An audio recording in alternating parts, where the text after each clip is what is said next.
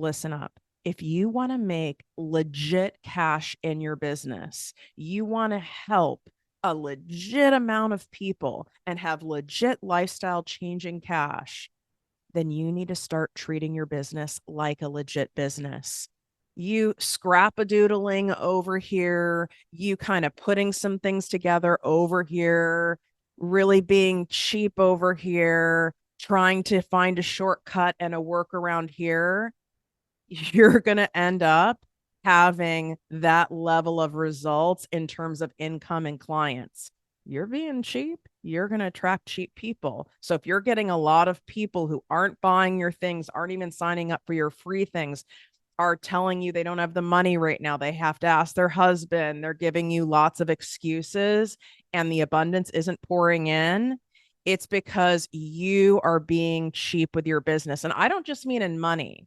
I mean in how you are looking on building it, how you are thinking.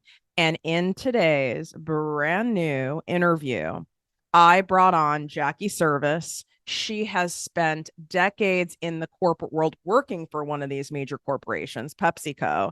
And now she has her own executive recruitment agency. And yes, her last name is really Serviss. And she is the founder of the Serve Recruitment Agency. And she is going to serve it straight to you today on what you need to do on any stage of your business, who you need to hire first, what you need to look for, and the secrets of really being able to scale a business that you will now get behind the scenes of, and you can start applying these to your own business. Let's do this thing. Also, we are building the brand new in-person studio set for Project Me TV and for Project Me with Tiffany Carter, the podcast. So as I'm bringing in guests, you're going to see different iterations of our set. So today is the debut of a Money Bed Monday. And I'm not saying every single Monday is going to be Money Bed Monday, but as we build the set, I thought it'd be fun instead of waiting until the sign is designed and is up and all the things are perfect. I am taking you along the way so you can see the different iterations that we get to start with it being messy, with it being a shit show. And a lot of times that can even be more fun. Instead of waiting for everything to be done and perfect, let's just go. So you definitely want to go and watch this show on Project Me TV on YouTube. Even if you're someone who normally listens on Apple, Spotify, iHeartRadio, all the things, that's fine. But you've got to at least see this. And I'm very open to suggestions because interior design is not my thing. What up, my people, my posse, my fellow crazies? It's your host, Tiffany Carter, and this is the show that is going to help you grow your business, your bank account, that big, beautiful brain of yours, your abundance, your relationships, and everything in between. Rich Babe Summer loading. If you want to get your bank account well fed so that this summer you do not have a summer of scarcity. You do not have a summer of feeling guilty, luxuriating, planning trips, going on trips, buying that extra thing that you want. And you no longer feel trapped by your circumstances, where you have the freedom to work where you want. You know that you've set up your business in a way that money is coming in, whether you are actively working or not. There are two ways that I can show you this right now. Number one, we have a handful of spots open for new members inside my famous Project Me Posse business coaching membership. This is best for you if you are making less than $15,000 a month online. You could already be making hundreds of thousands of dollars, let's just say as like a realtor, even per month, but you're not making it online. Specifically, that is my group coaching membership, where I teach you all the things, cut out all the fluff, serve it to you straight on exactly what you need to do to monetize your gifts, passions, and talents online, whether you're starting from scratch, whether you're a few years in, but you're not really making the money that you want to make. It's in there. So there is an annual option where you get 2 months off. That's the best deal. That makes it like $2 a day. I also have a month-to-month option, which makes it about $100 a month. I would do the annual and go all in on yourself because that's what's going to make you show up. You get weekly live trainings from me and other special guest experts. Plus, you get a membership portal with all the things that you can imagine. You need to be in there. There's incredible bonuses. The link is right in the description here on YouTube, or you can swipe up and it's in the show notes. Go to projectmewithtiffany.com/Project Me Posse. Now, I do have, as of the time of this recording, so they could already be gone, 2 private coaching spots left in my 2-month exclusive business coaching container.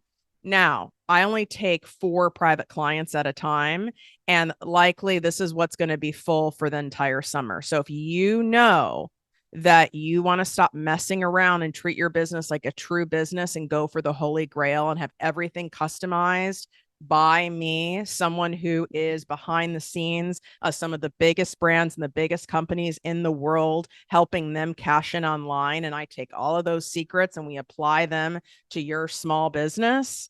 This is it. I am not putting this link in the show notes because basically where I'm at with this audience of millions of people at this point, we end up with a gazillion applications and it gets overwhelming. So I need to see that you really want it.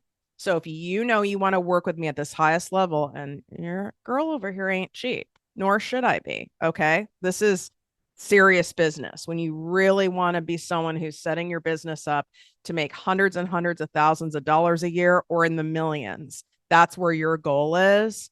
This is your move. You need to DM me on Instagram at Project Me with Tiffany for the application. And just know, don't waste time. If you are not like, I am going to get a loan for this, I'm going to invest the money in this because I've already wasted so much time and energy, money on all these other small things. And I know I just need to go for the holy grail and I'm doing it and I'm taking it seriously. That's who I'm looking for in here. I'm not the best coach for someone who just wants to make like kind of toe dipping side cash, and no shame in that game. Okay. Like, I think that's great that people want to do that, but I'm not good at restraining. I am best at helping you scale this to a level that is beyond most people's comprehension. And you know what? It's actually really simple and straightforward. The hard part is things mess with your mind. And that's why it's so important that you have someone there by your side as you're building and you're launching, because you'll mind fuck yourself out of everything. And get ready, because this episode is really going to have you dig in on where you need to make your next level investments in your business, who to hire strategically so that you get that money back. Now let's head to the money bed, baby. I feel like we can sit back. Like, this is really chill. You guys, I've got Jackie Serviss in my bed. Not many people have had this. Well, no, you're or right. have they? No. Welcome to the show. How many people have you slept with? Go. Tell me all about this. I've never been in a money bed. I hadn't either. And I was like, why do we have to sit in proper chairs and be uncomfortable and sit up straight and have our stomach sucked in and have like a glam team to do an interview? Like, why can't we just talk like how we talk, the normal people talk? I prefer normal people talk. And specifically when you brought me this purple fuzzy blanket. We had to have a blankie. I'm all about having an adult blankie. Do you have an adult blankie? I have multiple adult blankies. I love a blankie on the couch, in my bed, in the car. You have a blankie in your car? I will bring blankies if I'm not driving. Interesting. I never thought about doing this. Are you a blankie on an airplane kind of gal? I have a blankie on an airplane. If somebody handed me a blankie, I would use it. Do I take a blankie on the airplane? Oh, no. No. Well, the people who bring their own pillow and a blankie, I my Virgoness cringes because I'm like, now that whole thing is so much bacteria on it. Now what are you going to do with it? It's got to go in the garbage. It's done. We're done. I can't do it. No, but like if they give me a blankie on an airplane, I'll use it. But not if it's like the coach blankie. You'd probably only use the first class blankie. Yeah. I need to know all these things. Yeah, no, this is a first class conversation. She's like, coach, when have I flown that recently? Oh, we did actually fly coach here. How was it? Because there was no, I looked the day before to figure out if we could get us upgraded. Flight was full. Flight was so full, there wasn't an empty seat. Well, the reason why I wanted to have you on is I'm a big believer, as you know, in the law of attraction, manifestation, and I believe that things get to be easy if we allow them to be. We often make them so much harder. And we just got back. We were in the jungle together, you guys, at the Four Seasons Fat Camp. I mean, this should be on the sales page for this retreat. I mean, I would keep coming. I mean, I would have stayed another week and like, I mean, I could have had an OnlyFans page. I mean, that's all it really would have taken. One more week in the jungle for OnlyFans, Tiff. What would your OnlyFans name be? I mean, I already have a stripper name. Do I really need a different name other than Tiffany? I mean, fair. What is your stripper name? I was thinking you had a secondary name. Let's be honest, your last name is kind of OnlyFansy. Hey. Serviss, and it's spelled right Serviss. Yes, and it's not LA made up. I thought it was made up because when I realized that was her name and then the name of your company, I'm like, oh, okay. So she has like a pseudonym for her brand. You're like, no, this is my name. No, my last name is Serviss, given last name at birth, Serviss. That's so weird. And then we played off Service to create Serve Recruitment Agency, which is what we're up to. I mean, you could do Service Incorporated, you know, Service Corp, and it'd be like a brothel. I mean, we could really make this an empire. Let's do it. That's why I'm on the money then. I'm actually just here to get coached by you. So thank you. Keep going. So I'm in the jungle with her and we connect immediately, energetically, immediately. Like we definitely were sisters in a prior life. Like I know this immediate feeling comfortable, feeling good, feeling safe. And then everything was set up for you to come here, of all places, Manhattan Beach, out of everywhere in the world, and the timing of it after the jungle. And it was like, this is obvious. It has to happen. I really believe we are always being led, but we run so fast. We overthink, overanalyze. We're in our own way. And the answer and the path is often right in front of us. And it was undeniable to me. I was like, wait a second. I almost didn't believe you. I was like, are you sure you're coming to Manhattan Beach? You're like, no, I've been there before. I'm coming there. I specifically had to pull out my phone and show you the hotel I was at because you were not fully believing that's where I was. I thought it was wild. And then I'm like, we have to. And then I was like, well, I want you on my show. And then you're like, well, and your dates didn't match up for like doing an interview virtually. And you're like, well, what about Monday when I'm there? And then it clicked for me. I can be a little slow sometimes. And I was like, oh, she could pop the cherry on the money bed. Who else is better? Someone I feel safe with, someone who's interesting and dynamic and has a very successful business. And we're going to get to all of that. Someone who's very wise, and someone who would give me grace if it just turned into a total shit show, and it would be okay. The blooper reel is going to be wild. I mean, how are you feeling, honestly? Let's do a check-in. How does this feel? Like, I need feedback. Is it uncomfortable? Is it awkward? How are we feeling about being on this money bed situation? Well, other than being asked how many people I've slept with in the first 30 seconds, I actually love that. I'm just kidding. I think you're onto something here. This is, how many. So I do interviews for a living, right? In a different way. Yes, I have a podcast, but I also do literal interviews of executives for a living. And you never really get to see beyond the polish. Yeah. Right? Like the persona and the polish and the facade that we all play every day, all day. And this, to me, it just immediately, how can I not just have fun on the money bed? Like, it's pulling the facade off because I'm just having a conversation with my girlfriend at her house. Like it's so much more relaxed. And those conversations that I see or I've listened to or I've watched, we all know it's, and I do it too. Listen, I used to be a newscaster. There's that PC version, that polished public relations version, that job interview version of ourselves.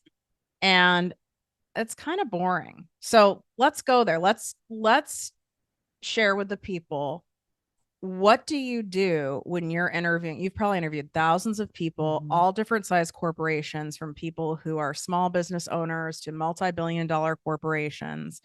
What are some things that you ask candidates that kind of like pierces that job interview like facade of theirs? Yeah, well, as you know, like when you're interviewing somebody, regardless of if it's podcast or you're interviewing somebody for a job, they're bringing all their stories and bullshit to the table. And so as an interviewer, your job is to navigate, okay, one, I have to build trust with this person and make them feel comfortable. Hence the blankie. Like you have to make people feel comfortable so that they're going to go there with you. But a lot of the times what we'll start to ask is, we'll start to get to a place where I'll share vulnerably first, and then they'll start to share. So it could be something as simple as, hey, share with us what's one of the most difficult pieces of feedback you've ever been given that burned, like that really cut you. And then are you sharing, I know for me, I remember when I was told 100%. Usually I share first. So I'll ask the question and I'll say, hey, let me give you an example of a piece of feedback that really burned me. So that'll be one example of like more, I'm going to say, technical questions, but we generally like to go deeper and figure out who a person is beyond the paper. We can all zhuzh up a resume and zhuzh up how we look on camera. But what I'm really wondering is like, who are you beyond this piece of paper? And so sometimes that takes a question like, what's the most difficult thing that you've been through in your life? Are these people shook when you ask them some of these things? Because 99% of interviewers do not ask this. I know for me, I mean, and I was in corporate, I was in pharmaceuticals and I was in the TV business. If someone asked me that, I mean, I'd be like, yeah, I would come up. I'd be like, well, shit, where do I begin, man? Like, I don't know what to tell you. Because even if you go chat GPT and you're like, hey, prep me for interview questions, those interview questions aren't there, right? It's tell me about your strengths and your weaknesses and walk me through your experiences of your resume. And so often I have to actually interrupt people and say, hey, got it. I can read the resume. I'm clear on what you've done. Who are you? And is that one of the secrets to your sauce at your firm and why your placements are so successful? Is because you make sure the humanness of the person is also a fit, not just the skill set? Has to be. Because skills can be taught. I'm a big, my belief, and this is where I think a lot of corporations get it wrong, is a lot of corporations hire for technical, right? Entrepreneurs too. They hire for the technical skills. Meaning like, I need someone to do but for me. I need a sales manager. So I'm going to specifically look for somebody who understands what outbound sales is and can do customer relations work and isn't afraid to cold call and like check. It almost feels like a check the box exercise. Just check of all the different tasks that they can do in a day. And often that person may come into the organization and within 90 days, there's a disconnect because there's not an understanding of who this human being is beyond the paper. And does this human being fit with what we're up to culturally? And so I'm a big proponent of when I go into an organization, like I need to know who the organization is before I can go look for people. Because Tiff, if I don't know who you are and what you stand for and what your organization is all about, I can go hire you a sales manager who has the technical know-how. But how do I know that they're going to fit with you? How do I know that culturally it's going to be somebody that can support you with what you need and the growth that you're going through? So I'm a big proponent of, I get a lot of corporations and entrepreneurs come to me and say like, hey, I need a sales manager and I'm really clear on that. Can you just go find me the person? And before I'll ever open up the doors to actually hire for somebody, I'm always doing the clarity strategic work first to make sure that I'm really clear about who that individual and that company is, so that when we're hiring, we can match culture and who the human element of both. I would say, as you're talking, and someone who's hired and fired a ton of people in corporate and in 16 years of entrepreneurship, but I used outside firms like yours when I was in corporate. But truly, I have not used an outside firm as an entrepreneur. And I don't think that's uncommon. And I mean entrepreneur, I don't mean like I'm talking, you're still a small business owner, even if you're making 50 million a year, by the way. You guys, like that's technically a small business. So even though my other business I have, the agency is an 8-figure a year business, I've done all the hiring, or there's someone on my team who's helped me done the hiring. Now, do I think that was always probably a good idea? No. Why am I hiring? This is not my skill set. I mean, yes, I have the skill set from being in corporate, but I wasn't an HR director. I mean, that still wasn't my main thing. So, do you notice that a lot with entrepreneurs? It's like how do you know if you should be doing your own hiring or not? Because obviously we have to pay you a fee, Course, a yeah. noticeable fee to find these people. So at what level is the cost justified and make sense to use a top firm like yours? Yeah. I mean, what I see often in the, let's call it small business landscape and lens, is we have this tendency of, again, hearing in a mastermind or hearing from a coach that we need to hire an executive assistant first. That's the first hire you need to bring in. Yes, this topic is so good. I find that very annoying when people say that. So there's, I mean, fill in whatever one you want. There's roles that people feel very strongly about, depending on who your coach is, that you need to hire first. What they blanket statement roles across all entrepreneurs, though, without understanding your uniqueness of your company and what you're up to and the growth avenue that you're in or that you're on. So they don't customize the people plan against your business. Could you imagine building a financial, like, you work with people all the time on money? Mm-hmm. Is each individual's business's money plan different? Yes. So then why do we think that everyone would have the same white blanket people strategy? Yeah, and I think it's because of the line, you want to take the tasks that are taking the most of your time and pulling your most bandwidth and hire that out. And I think it's a yes but answer. What's your answer to it? Get that. Understood. That's a wonderful way to start to figure out elements of a job that may need to be hired for your company. What I see a lot of the times is entrepreneurs wait till they're in such pain doing all of these tasks that then they create the list, or they audit their time and they create a list of all these different tasks that are happening right now. And they try to judge it into a job, like they try to put it into a box. What I'm more interested in is, what's the future forward? What are you trying to create in this business? And then let's map out the unlocks of what is the skill set missing, who are the people missing in the business to actually unlock that growth for you sustainably over time, and build out an actual roadmap like you would with money. So we would be clear in 6 months, maybe let's just say, for the record, like, an executive assistant is the first job that you need. Let's just put that out there for this particular business. But in 6 months, you might need a social media manager. And then in 6 months after that, you might need a project manager. And then in 6 months after that, maybe now you need a PR director. So you need to start to build out the plan of hiring and start getting clarity on who you need first. Once you have clarity, that's where my saying of always be hiring comes in, because I'm going back to the original question is, does everyone need to use a search firm? I don't believe everyone needs to use a search firm. What ends up happening, though, more times than not, is in our entrepreneur community, instead of getting clear first and then hiring based on the clarity, we listen to other people. And Tiff told me, Jackie, that I need an EA. So I'm just going to white blanket suggest that that's true for me. And then my next question often is, Tiff, who do you know? and I'm going to hire whatever friend and That's like family. basically when you're single and someone's like, oh, I know another single person. I've gone on a lot of those dates.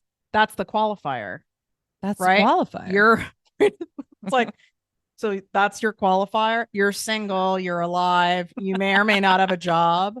And You're so, breathing. so now go on a date with this person. It's like you have an executive assistant title, you match some of those skills. That's your person. It when you really make that analogy, it kind of sounds insane. Well, and what I call myself a lot of the times a matchmaker. I'm connecting incredible companies with missions that feel aligned for me that I want to stand with to incredible humans that come from similar ethos or alignment that have skill sets that can unlock growth for companies. So I'm a matchmaker in all when we just break it down. I'm not helping you find your husband, but I can help you find a person that you're going to spend. I'm open to this. I mean, well, we started with sex, so we might as well just get Yeah, right I into mean, relationships. By the way, the whole time you're talking, because I can see your profile, you have a perfect nose. If no one's ever told you that, No, it's all like, as ever. like I'm really focusing, but then I go, then I like keep hearing in the back of my head, she has a great nose. Did you know that my nose was broken once? And I like they reset it, but they never fixed it. I don't know what it is about your nose. It's doing it for me though. I really like your nose. Thank you. You get a lot of nose compliments. No, never. No, This I is the mean, first now, time. now we have nose awareness. Good. Now I'm blushing and I'm talking about my nose. So many people I work with, even bigger companies, when you're talking to like the division head person, or you're talking to a solopreneur, someone who's a small business owner that maybe has like 3 or 4 people on their team, they will still say, I don't even know who in the hell I'm supposed to hire next. Like, we're so in the weeds over here. I'm grateful. I'm growing. I don't have any more of me to give. I'm exhausted. The thought of onboarding a new person, I don't even know where I'd get the bandwidth for it. And I don't even know what I need. So, like, what are some questions that people can ask themselves in order to maybe at least get a little more clarity on, who maybe they should prioritize hiring? Yeah, I mean, it's a great question. And again, what I will tell you is it's going to be custom to every company. And that's something that I really like to reinforce because all of our goals and aspirations are different. Like what we want out of the business is different. And so when I do any sort of people strategy work, I always have to pull it up first. So vision. Why do you do what you do? Why does this business exist in the first place? I feel like I need to be answering these things. Like, let's just do it. Let's do it. Why do you do what you do? We have to do this. You guys are going to see the mess here, and you're going to realize you can make a lot of money being this messy. Why do I do what I do? It's certainly not for the money, which sounds weird because we're on a money bed. If it was for the money, I would continue to just focus on my other agency because, quite frankly, you can imagine the size contracts when you're dealing with large medical companies and health supplement companies, and I would be playing the stock market every day. I do what I do because there is no freer feeling in the entire world to not be dependent on any person, place, thing, or job or institution for money, and where you have limitless options to do what you want and when the fuck you want. And I want that, especially for women. I want it for men too, but like, I can do whatever I want at any moment. I'm not being confined or trapped because some of my childhood stuff. Yeah. I was trapped. So this is how I make sure I'm free. That's really why. Yeah, I hear freedom. Free, like no one can say, oh, you can't do that, or you get your 3% raise this year. Oh, we're doing layoffs, or you're trapped even by time, right? Like you can't go travel because all your time is for money. So now I trapped myself when I created my first business. I didn't know what the hell I was doing.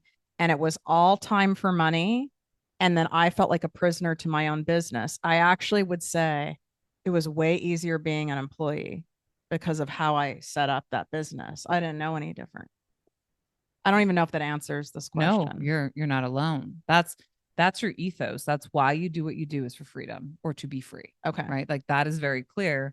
And so we'll start to work this down a little bit, but can you understand why that is so core to your values and who you are as an individual? And so therefore, just like a pre-qualifier, if I'm going to set you up on a date, I'm going to ask you specific questions about the type of human you want to call into your life. It's the same thing for a business. Why do we pre-qualify so much in relationship, but we're not necessarily like a relationship is when you're hiring somebody, it's a relationship. It sure is. So And you spend more time with these people than even friends or family. 100% you do. I don't want anyone who's going to trap me. So that's important to understand that ethos, because now when we're thinking about asking specific questions for Tiff, now I can start to think through who are you and what's your story, and tell me about something that's really difficult for you. And if I hear language like, I'm sick of working in corporate and I want to work in an organization where I can be creative and free. Now I'm like, okay, we're starting to use the same language that Tiff is using. And now I'm understanding that there's an ethos that could connect these two humans beyond what you do being a PR director or being a social media manager or being a financial CFO or whatever your job title is. I'm looking for the underlying inklings that actually connect you to as human beings beyond the paper, beyond the job, beyond the responsibilities. That's why I asked that top question, is because I'm listening for the unspoken truths of who you really are and why you do what you do. And then how do we get down to who do I need to hire next? So then we drop it into, now we got clear on what the ethos is. Now I like to drop it into getting a deeper understanding of how do you do this, right? Like, so it's great that we said, I want to create freedom, but what's your current reality of your business? And so I'm going to ask you questions like, how do you make money? What are your actual frameworks in which you make money? So let's think about that. So how do you make money? So how I make money, I have multiple streams of income under the brand Project Me with Tiffany. So we have group coaching courses, we have self-paced courses. I do a very small amount of high level private coaching, and I have in-person mastermind events. And then soon we are rolling out physical products under the brand. So multiple revenue streams under the brand umbrella.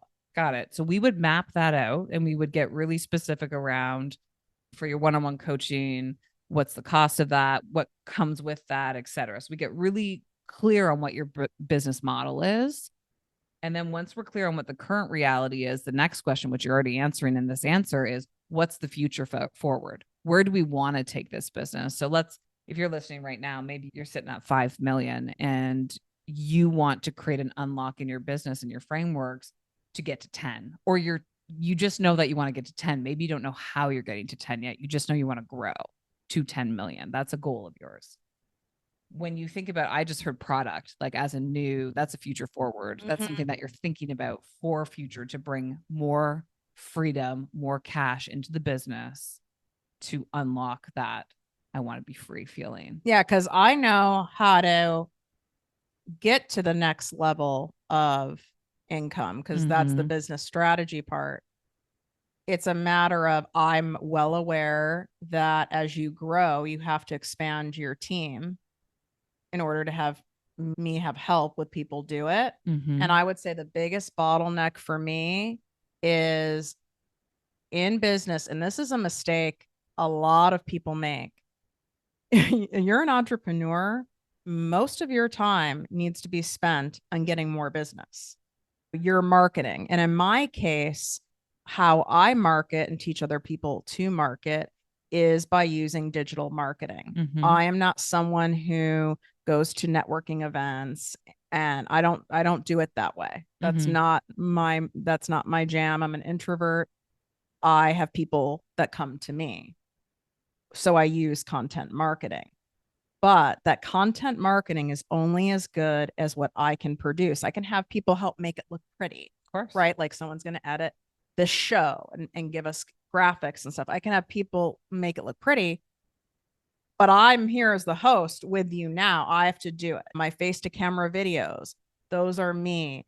The ideas and concepts that I have like the money bed, for example. I'm not saying there aren't people on my team. I love having creatives that give great ideas, but my bandwidth has to be on producing high quality content and delivering at that level. Love it.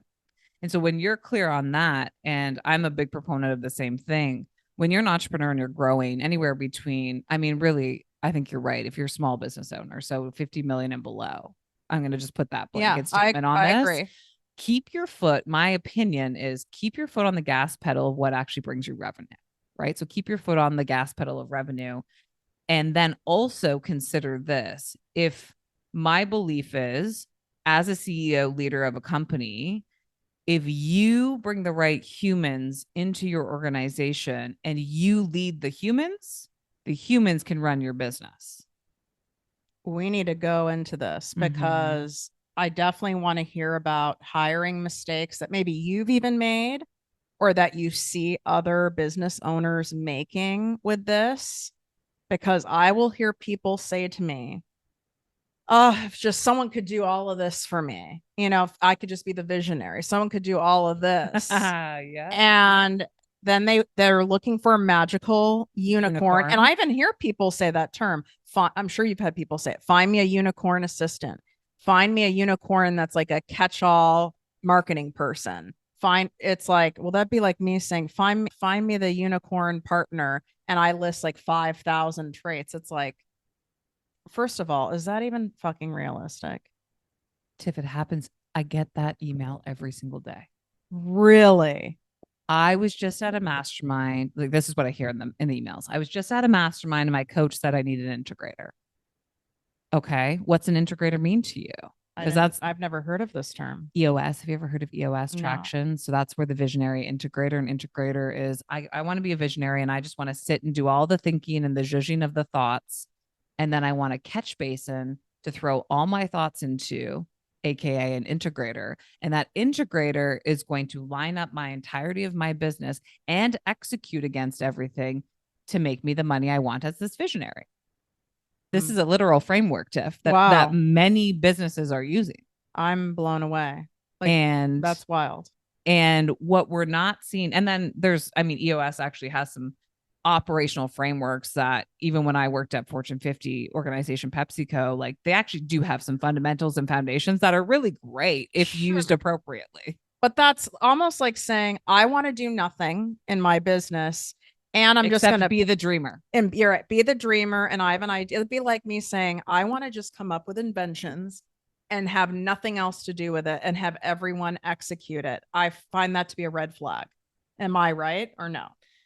It seems red flaggy. It's now it's a big red flag for me when I'm qualifying if this is a organization I want to work with or a entrepreneur I want to work with, frankly. So we get a lot of these requests, which is find me I hear unicorn and I hear we only hire A players all the time. You're like, yes, I only really look for, this is what we're all up to. Yeah. We're trying to find everybody the best people possible. Right. Clear on that. What can happen though, especially in solopreneur land, hiring your first 5 hires, is instead of breaking it down, so we actually create clarity for the individual who we're hiring, we do catch basin. You're going to take all of marketing. And if you take all of marketing, then you're going to be responsible for every aspect of marketing. And I'm not interested in hiring out anything else. I mean, marketing is a giant umbrella. That would be, and I'm a master marketer and I wouldn't be best suited for that. And so therefore, let's just play up marketing because this is one of your zones of genius. So you can actually probably spitball with me other ideas I'm not thinking about. So now as a marketer who's coming in to work for a $6 million organization who says that they want to scale to 10, this marketer is now responsible for social media, writing copy, producing any sort of content, doing email campaigns and marketing, coming up with a video content strategy, a paid proposal strategy. This is the unicorn philosophy of what we're saying we want. We could keep going on all these different tasks that this marketer would have to be responsible for. And that's where I think we fail in entrepreneur land, is because we've tried to get individuals who can be generalists at it all, and we call them unicorns. And in my opinion, within a marketing department, you can have somebody lead the function of marketing, and you can have fractional part-time agencies who come in and support different aspects of that.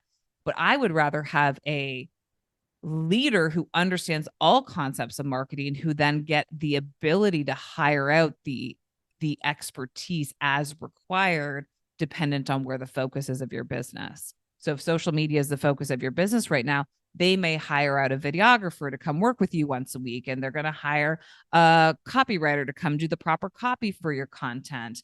And they're going to, come up with, maybe bring a strategist in to help you come up with the themes of the social media that you're going to create. So they're going to know what levers to pull at what time in order to be the most effective for you to go from where you are today to where you want to go tomorrow. That's where people get messed up, Tiff, is for me, people strategy is the bridge from where I am today to where I want to go tomorrow. I think people can be a bridge to help you get there sustainably over time, if done in a way that creates sustainability and not the big paintbrush strokes, the magic unicorn, the magic pill that we're all looking for in every aspect of our lives. Yeah. We And just went to fat camp. We all want the magic pill. I mean, and there was a catch to that, man. I mean, the food is delicious, but I mean, the catch is I would have to have someone cook me meals from the land. From cook meals from the land every day. Pick my avocado from the land and not only make me the guac, but then actually physically make the corn chips out of the corn that is also from the land. So, and tend to the crops. But we all want in all aspects of our lives, I see as conditioned as society, we're all looking for the quick fix. This is called fantasy marketing. And I guarantee you have many competitors who use these words in their marketing materials will find you your unicorn. I bet you there's even a company that uses it in their, without even me knowing, in their like main tagline, right? Like 100%. Because, and it happens in every industry. In the weight loss industry, it happens in mine, which is what motivated me also to get in this online space, because I was so infuriated seeing how much, make $30,000 in 60 days. Oh, just have us create this self-paced course and you can travel the world and never work again. And people buy it. I would absolutely have a net worth that's at least 3 times what I have now if I did that kind of marketing, but it's a lie, and I wouldn't be able to sleep at night. And really, when you look at this whole, I want someone who does all this, when they have a phrase for it, you're the jack of all trades and master of none. It's 100% what it is. And Tiff, literally, this is why I got into this industry. I used to be an executive for PepsiCo and then left and was a global VP of HR. And so I have hired agencies and recruitment individuals for 20 years before I started my own business. And I found time and time again that it was transactional as an industry. Everyone's looking to fill a seat and make a quick buck. Right, because they're salespeople. They're sales. And they have to stay for 90 days to make sure they get to keep the money. And all of it. And so they're salespeople who get really good at understanding what kind of talent do I need to hire to keep them for 90 days so I get 100% of my contract, and then peace, I'm out. I'm done. That's all you're getting of me. And it's rinse and repeat. And they just fill seats. I have a friend who's a recruiter. I won't say his name. Very successful in a certain industry. Amazing salesperson, which I know you're aware this happens, but I guarantee the audience isn't. They will purposely, these recruiters, give the company who's hiring, they'll send bodies of people who interview well, even though they know this is not a good fit. The salary doesn't align, but it's like, I'm giving you someone who interviews well. See, oh, well, they didn't want the job with you, but I'm feeding you talent while they're digging to try to find someone. 100%. I mean, it happens all the time. What a waste of time. It's a waste of time. And that I say that to individuals I get to work with every day, which is my role is to save you time. Because when I was in the executive seat, when I was in the head of HR jobs, when I was, I've worked with founders and CEOs who are growing and scaling rapidly. I understand what the demand is of your time on other things beyond talent. Talent is, yes, a very important priority for you if you're scaling an organization, but it's not the only thing you're thinking about. You're thinking about your clients, how to make money. You're thinking about marketing efforts, financial efforts, fundraising. There's so many other things that are pulling your attention. And so if I'm coming in as your, sometimes it'll come in like a fractional head of HR who can get you talent. Sometimes it's more of a placement agency where I'm coming to find you talent for very specific jobs. It's really clear to me that so many recruiters, and this is something that I struggled with when I was sitting in the seats, all they do, if you hear this question from a recruiter, hang up the damn phone, please. It sounds like this. Hey, Tiff, what job are you looking for right now? What do you need to hire next, in your opinion? I would say I need to hire a creative videographer, talent who specializes in that kind of content.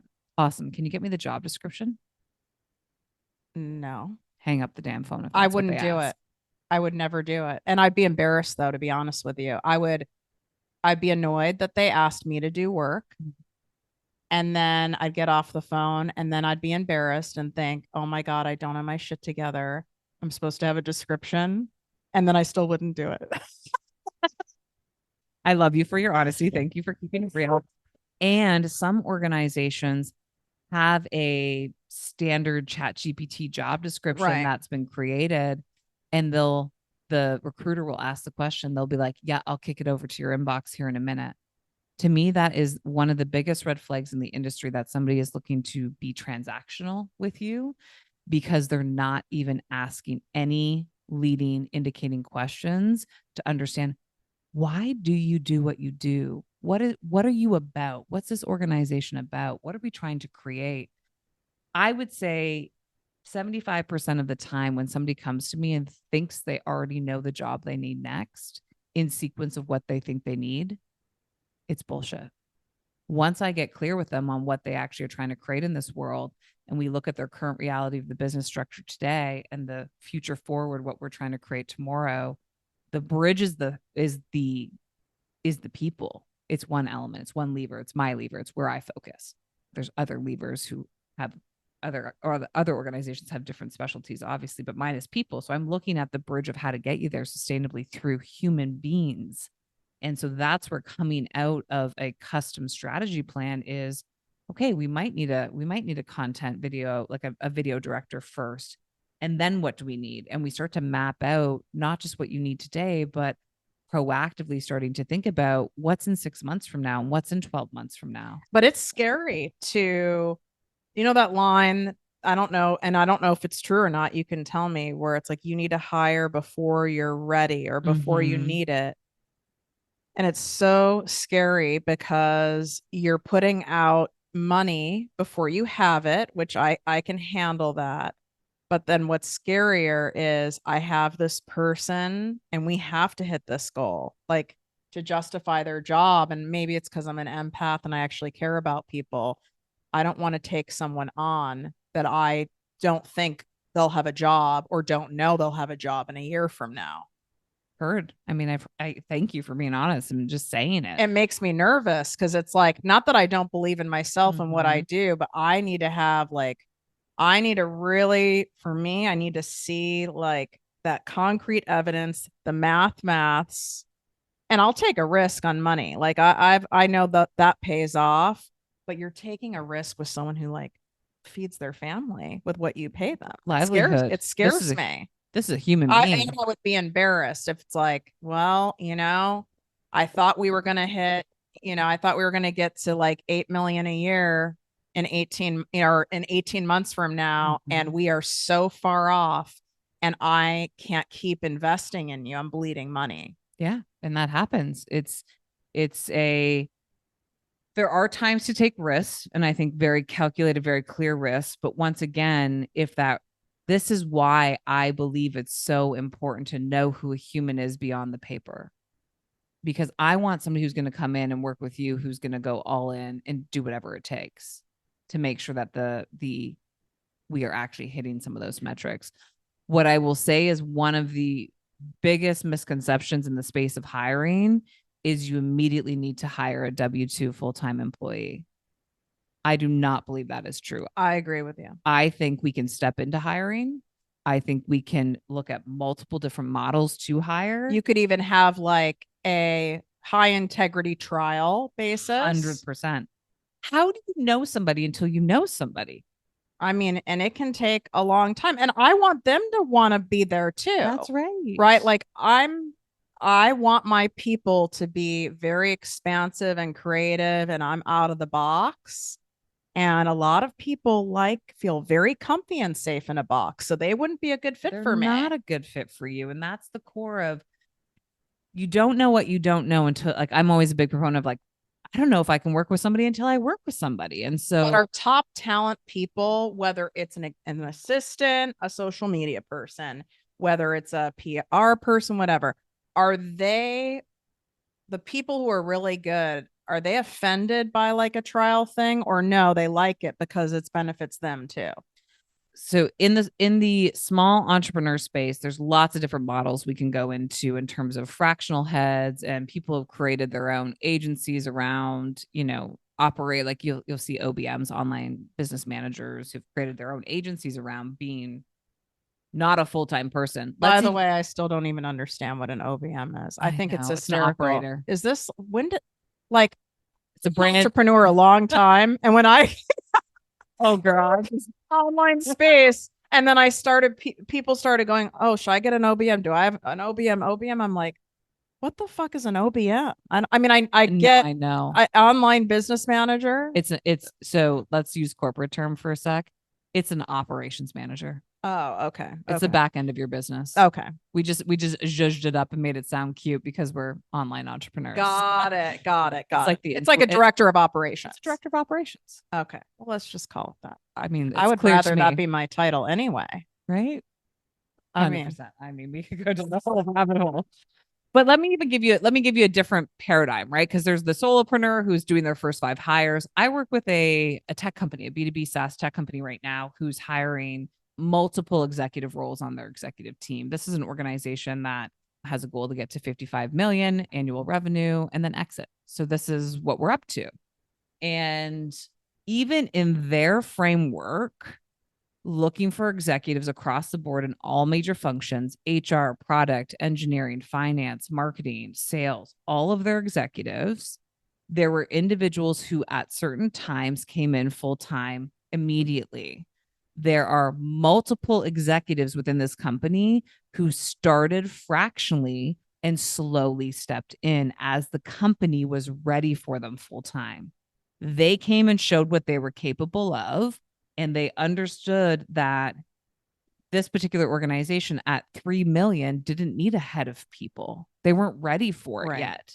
And so you look for the person who's willing to start at 10 hours a week, to step into 20 hours a week, to step into 30 hours a week, to finally say, okay, now that we're at 7, 8, 9, 10, and we're going through this major hiring frequency of bringing on more engineers and more salespeople, now we're ready to bring you on full time. So I want to make sure that we're getting clear that this just isn't your solopreneur online business energy that can hire slow or start slow. Right. You can use that model and apply just like what I do with, business and digital strategy. I'm taking models that are used in multi-billion-dollar companies and massaging them so they apply to the small business owner. It's exactly the same as what I do through the lens of people.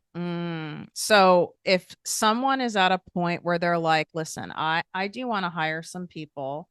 I don't think I want to go yet through like using, your agency. I want to at least try it maybe once or twice on my own because, we're all like that. We can be overly independent and all the things. Where should these people look? Now, I would love to hear your hiring mistakes. You want to know what mine was coming into the online space? Oh, I thought I was smart to hire someone who was already a coach. That was a terrible idea. Terrible. They wanted to be Tiffany. So they didn't want to support a Tiffany. They want to be Tiffany. And so then they would come on and they would suck the blood and learn everything they could. And then they would try to like poach people and do all the Jeez. things. Yeah. You hear a lot. So I want to hire A players. I want to hire unicorns. And I only want to hire other entrepreneurs or entrepreneurial like-minded people. No. My operator, I do not want to be an entrepreneur. No, I don't want you to want to be an entrepreneur. I Come want in you to and be own the thrilled. place. I want you to be thrilled to have like to be supporting. in this. Yeah. That's not good. But that was my big mistake. Yes. But I would have said, yeah, or someone who, oh, the other mistake I made was someone who loves creating content. So then I would go and like source people, maybe even on Instagram. And if they had like a great page and content, they don't want to create content for me. They want to be an influencer themselves. So even though they have the skill, like what, to your point, underneath it all, what they truly want is misaligned to what I need. And that's where understanding what you truly want and then asking the questions, what are we trying to create? Why do you do what you do is such a foundational element for me to be able to ask the most appropriate questions, to start to filter the people out who want to be Tiffany. I don't want to hire Tiffany. You're enough just as you are. We don't need another Tiffany. Hanging out in a money bed, talking like another Tiffany. You are uniquely you, and we don't need another Tiffany in this world because we just you are enough. We don't need You're it. Yes, everything. we don't need any more of that. But to answer the question, so there's so many hiring mistakes that get made. Here's one of the things that I likely say daily. And it's hard to hear because we've created a conditioned culture that believes this is the only way, which to me, hosting and praying that you're going to find the best people is these are billion-dollar industries here. Think about a job board, right? These are billion-dollar industries here. What ends up happening when we post and pray is we post a job on a job board. Like Indeed or something. It used to, remember back in the day when it was Monster. Oh my God. I like, forgot right? about Monster. Like all these job boards, which used to work 20 years ago. I would go on and apply. That's where the people who were talented were looking for jobs. In today's society, the best people are never looking. No, I got recruited. I got hit up by recruiters. People are never looking. So if you're actually going to take the time and energy to try to do this on your own, get clarity first, create the job description first. That's going to help you filter people out. But even if you're posting on a job board for marketing purposes, because that's where I think job boards can be helpful, you're just getting more eyeballs on who you are and what you're up to in the world. More of my clients get sales out of my marketing efforts than they get the talent. Ooh, which I know we like making money here. It's a campaign. It's a marketing campaign when I'm putting it across LinkedIn and other job boards. But what I'm doing is in the back end, I'm starting to get really clear on what it is you're looking for. And I'm inviting people to the conversation. We would call it poaching in corporate, or we would call it, I'm a hunter of talent. Like I'm actually going to go and matchmake for you. So that's where sometimes when you're trying to do this for the first time on your own, there's going to be mistakes. Let's just be honest, because you're looking at a profile and you, Tiffany, needs to figure out, is this profile, do they have the type of background and experience that's needed in order to be successful doing this job? And to be honest with you, like anything in matchmaking, sales, marketing, etc., when you're trying to connect two worlds together, you're probably going to fuck up more times than get it right. Yeah, we're never doing this again. We're not. Yeah. I'm not available for this. This is not. I obviously want to be involved in the process. You have to be involved. But I do not want to do this because I can fall for a sob story or shit from our past. Don't think that doesn't come into business, right? Like I'll miss things. I have blind spots for certain things. So there's a lot of cost factor by going about really anything on your own. I mean, I'm not saying if you really want to try it, go try it. But like please don't try it by hiring your friend or your sister. And that's what ends up happening, because people go to the job board or they try to do it themselves and they're not getting it right. So then they just go to their network and they just say, who do you know that can do this for me? And let me be very clear.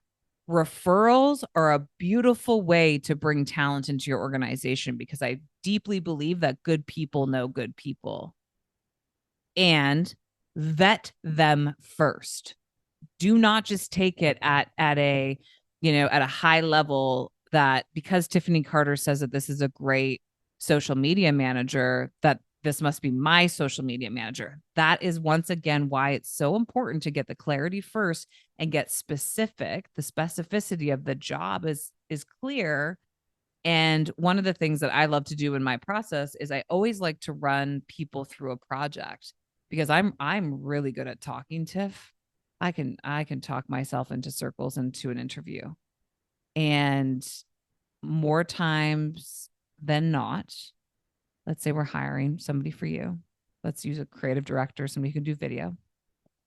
We'll get down and we will actually rack and stack the people based on their interviews, 1, 2, 3, of who we think is going to be the best hire for you.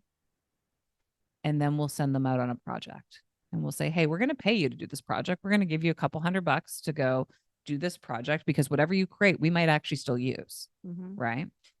So go do an actual project for us where you come and you spend 20 minutes doing something with Tiff, you film some sort of content, and then you create an actual video for me.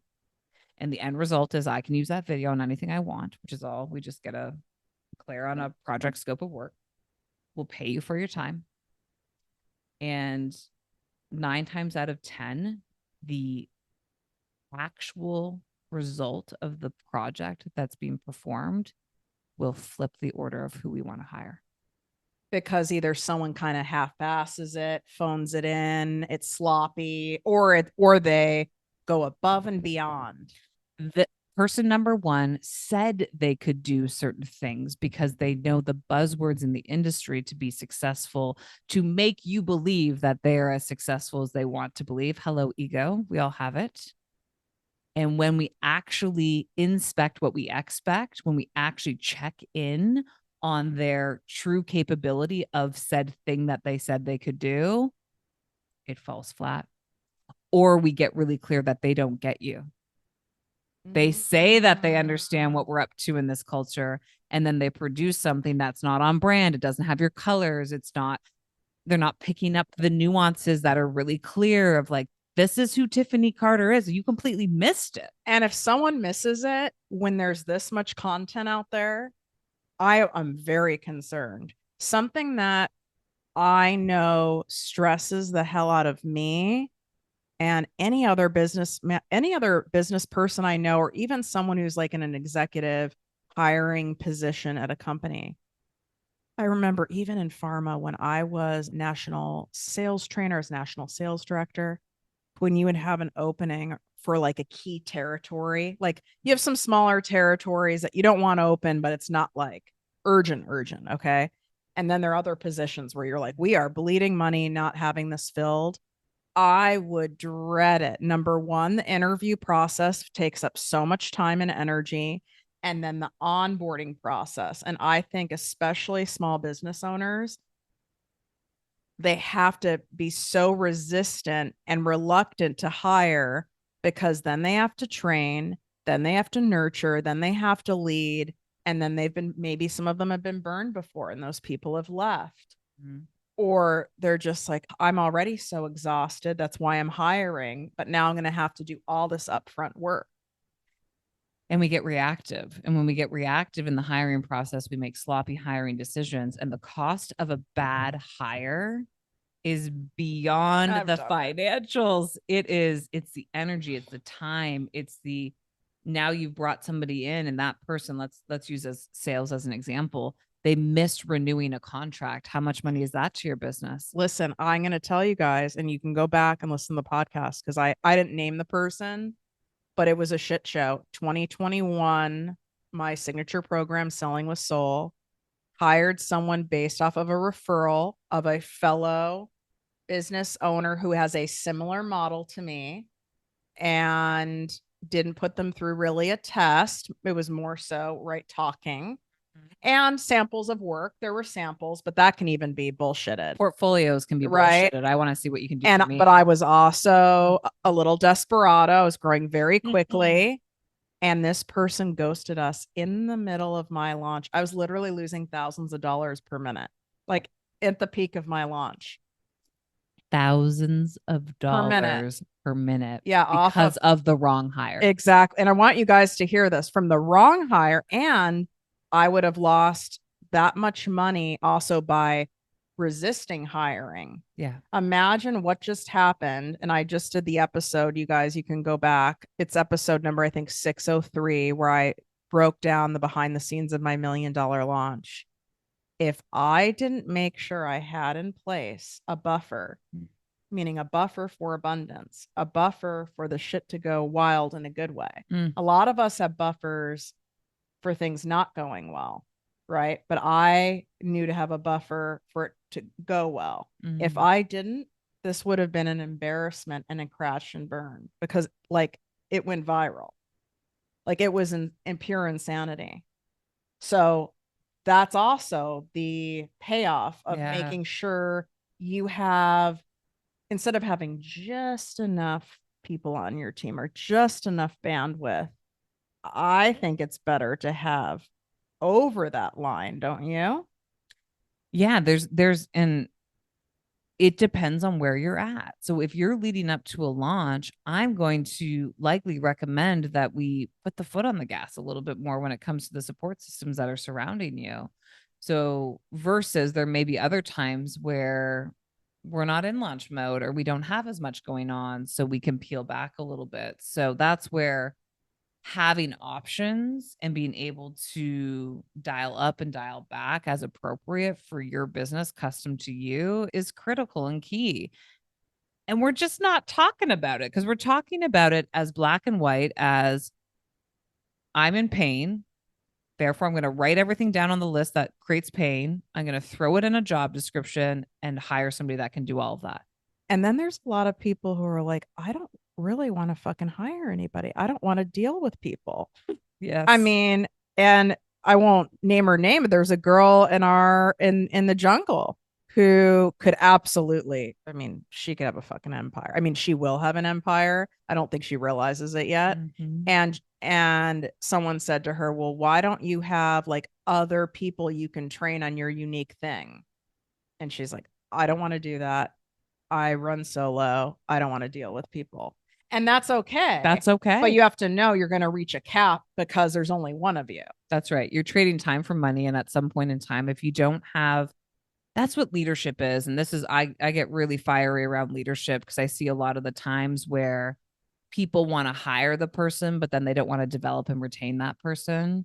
So you and I both know, coming from corporate, it's way beyond just getting the right person. It's what I do, yes, is the attract portion of talent, but beyond attract, now we're thinking about how do we develop and how do we retain the right people. And I've had to have a learning curve on that. I mean, I'm always getting better and better, right? Because I'm humble and willing to learn. But how I did things in corporate when I didn't own that company versus doing it for my own business was different. And I minimize, this is where your own shit shows up in business. I minimized how much it really means to people who work for me to give them praise. For me, I always show appreciation, but I'm talking like special praise, special attention, shout outs. I have minimized that, not because they don't deserve it, because it's like, well, I always tell them how much I appreciate them. Like, right. And it's like, I mean, it's just me. Like, what else do you know? Right. And I pay them really well. So, like, but it's those nuances that make people feel really appreciated. Like, just like in friendships or in love relationships. And like, that's the part of leadership I had to learn. Like, I know when I'm pushing the limit on some of my people, where I'm like, okay, I've maxed them out, even though I really want to have this one thing done. It's not a burning thing that has to be done. I'm going to wait a couple weeks. Yeah. It's, you just said it. what is the love language of the person in front of me? And we can use that type of terminology, or it can be every individual enjoys recognition in a different way. For some people, it might be the 3% raise, the infamous 3% raise that we all get in corporations. Or it could be $100 gift card to Starbucks, or it could be a handwritten card, or it could be a thank you on a team meeting, or it could be a shout out on your podcast, or it could be a hug. And that's the stuff that I would minimize, not minimizing them, but I'm thinking, why would a hug from me be that important? Or why would a handwritten note, like, why? I mean, that's not what they want. I'd go, oh, they just want, they'd want more money, right? Like, and I had to really stop and analyze what each of my people need. And it's so, everyone is so different. Yeah. And it's so fascinating. And that's made me a better leader. What mistakes do you see people making, even people who have very public personas, even people who are motivational speakers? But when it comes to business and leading their own team, it's very different leading your own team than it is leading people from a stage or leading people from a podcast. Or I love your podcast because I can be as real as any other podcast that is out there. We are. That's what we're doing. So there are some people who would be in the world of online marketing, spirituality, etc. Consider pretty famous. Like, consider people who would be brand names and probably books on people's bookshelves. And I've had the opportunity to work with many people in this space. And one of the mistakes I see often is we think a hire is going to solve all the issues that are happening in your business. And if you're not willing as a leader to continue to recognize that you need to up level, you need to grow, you need to stay open. And again, back to the philosophy that I have, when you become a leader, that doesn't mean that you get to sail off into the sunset and do nothing for your team. It actually means you have more responsibility to the people that you've just hired. So your role is now to lead the people. The people's role is to run the business. So often what I see is in this step change of going from a solopreneur to a first-time manager to running teams is we forget to up-level ourselves in leadership. And then we retract back into the weeds constantly trying to do the job that we've hired people to do for us. And more times than not, we get frustrated really quickly. And this whole mentality of, okay, this one really pisses me off. This whole methodology of, I love when a Canadian gets mad. Oh, it takes a lot. You guys have a lot. Hit it now. I'm there. I've hit my mark. I'm really pissed off. One of the things that I absolutely hate is this whole philosophy of hire slow, fire fast. Let me be clear. The philosophy is right. The way we action this is bullshit. Why? Because the leaders in the last year, I've seen multiple leaders use that as a crutch for their shitty leadership. Nope, we just got it wrong, so I'm going to fire fast. And like putting the blame on that hire. On the thing outside of themselves. And not even taking a look of, they have their side of the street and I have mine. How did you contribute to the situation? And oftentimes, and this is where I'm getting better at getting really clear on the type of leaders I want to work with, is we point the finger externally instead of taking the thumb and looking right back at ourselves. It's so fascinating when I hear people like you say this, because of being the product of the childhood I had. I am, and I know it's not as common. I'm the opposite. I over blame myself. So it's fascinating to me when I hear other people always pointing external, blaming the person, blaming society, blaming the economy, blaming the new hire, blaming you for fucking finding me this person. I fucked up. I hired the wrong person. Right, like blaming, blaming everybody. I want a refund, whatever. Right, and I am the exact opposite, where I take too much responsibility. I overtake responsibility, and then the other person's kind of off the hook. So it's wild to me when I hear and I'm reminded of how most people operate. You are the minority in terms of you taking true ownership and responsibility, and maybe to the nth degree, right? Like right. to a I'm not saying fault. this is healthy. No, I understand. Yeah. To a fault. And so there's a balance in both ways, right? Because there is likely everyone contributes. If the relationship falls apart, it's not one person. Both people contributed to the situation. All good. No bad, no broken. It's all good.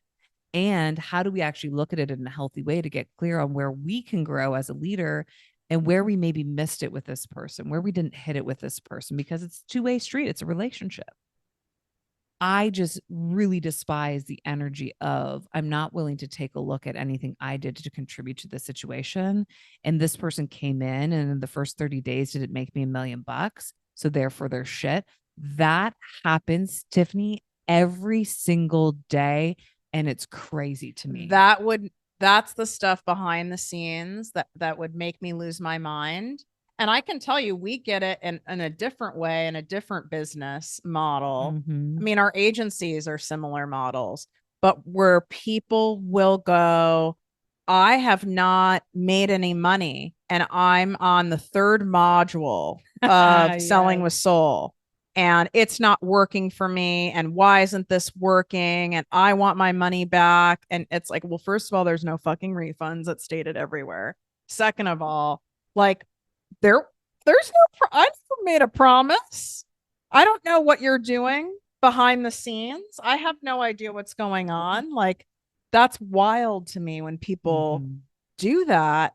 And yet they're still making all of this money, and it's like, I think that is part of peeling back the curtain of this is important for people to see, because they see all these people and they'll go, my team and I got here. I'll look at my team. Oh, I have a team dinner. Here's my team. And it makes people who are maybe earlier in entrepreneurship or wanting to transition out of corporate and start a business go, oh my God, I'm going to have this like magical team and this whole team. Or it makes them go, oh, if you have the right team, they do everything for you. And that's not what it looks like. In fact, I know a lot of people who are making a lot of money and they don't have these large teams. No, they have like a handful of really quality people. I'd rather have a quality core and hire for things that we need in terms of fractional or agency support around me personally in my business. I like to go deeper with fewer. That's my philosophy. That's my model. And if I'm going to come in and work in your business, I'm going to come in and get to know your business and work in your business. And so I have chosen in my model in this moment to go fewer is better for us and not these big, broad strokes, and to have multiple teams. No right, wrong, or anything in between. You can have a large team. I just want anybody who's listening to this right now who wants to sit at the helm of that, meaning you're the CEO, founder, entrepreneur, whatever title you want to put here. I want you to take responsibility for the fact that you need to then step up and be a leader. There's too many of us that are pointing blame externally and not taking responsibility for our actions. I have a friend of mine who will say, even if somebody on their team actually fucked up, his responsibility. That's what I say all the time. I had a press release go out. We do press releases in our agency. So all digital marketing, like we do emails, meta ads, press releases, but only in that health sector. And in that sector, those of you guys are familiar with it, and I know you are, you can't have a typo. Like that's big time. You're dealing with the FDA. But you know what? You could have 500 people looking at something and there's still an error. So it can happen. And I had hired a proofreader just so we had another set of eyes, like someone who's like real, like one of those people's like the grammar police. Meticulous. Which is not me. Oriented. As we all know, just read one of my emails. And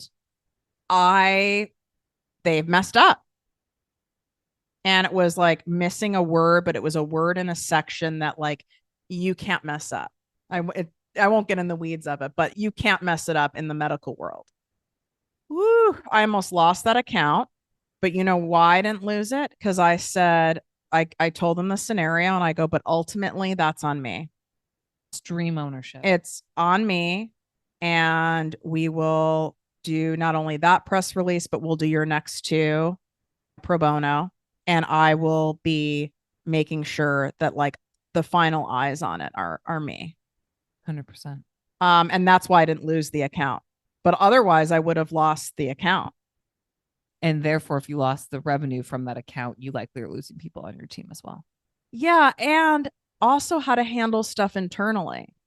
So what did that look like? Yeah, because don't think for a second, you guys, look at all the pieces of content we have going on. Like when you're using content marketing as a main strategy to make money in a business, which most businesses are now, think of all the opportunities there are for innocent human mistakes. People, everyone phones in their jobs sometimes. Okay. You've done it too. I did it when I worked for other people. Okay. 100%. You're having a rough time. Maybe you're not feeling well. You have drama at home. We've all done it.